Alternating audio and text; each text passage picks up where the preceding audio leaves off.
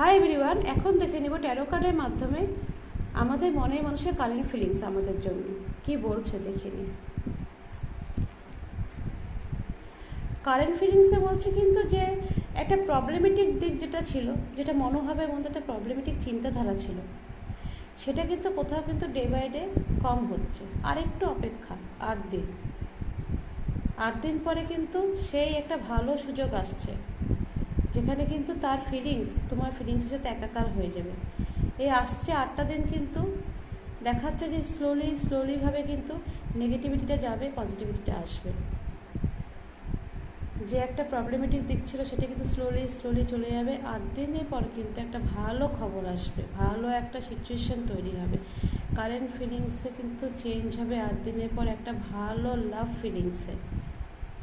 ঠিক আছে, নিজের লাইফে এই পজিটিভিটি নিতে হলে অবশ্যই কিন্তু ক্লেম ইট লিখবে।